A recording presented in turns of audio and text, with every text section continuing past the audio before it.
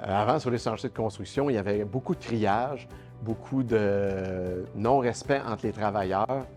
Et avec le temps et les nouvelles générations, c'est sûr qu'on essaie de changer ça pour avoir un climat plus sain sur les chantiers de construction. Tout passe par la communication sur les chantiers, puis le respect entre les travailleurs, les sous-traitants et la direction. C'est pas parce que ça ne fit pas avec 2 employés que ça ne fitera pas ailleurs sur un autre chantier. S'il y a un problème, ils en discutent.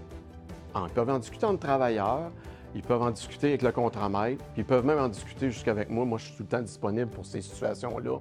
Puis c'est comme ça qu'on essaie de le régler en équipe, tous ensemble.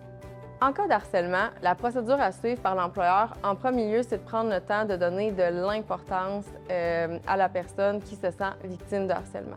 On a aussi, évidemment, dans l'obligation d'agir, l'obligation de faire cesser. Donc, on peut changer sur un même chantier le présumé harceleur, le présumé harcelé d'endroit pour être sûr qu'ils ne soient plus en contact. Si c'est impossible, on peut aussi suspendre le présumé harceleur le temps de faire l'enquête.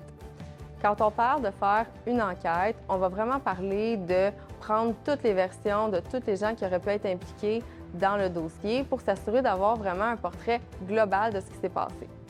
Dans le droit de gérance de l'employeur, il y a aussi la possibilité d'y aller avec des mesures disciplinaires s'il se rend compte qu'il y a réellement du harcèlement.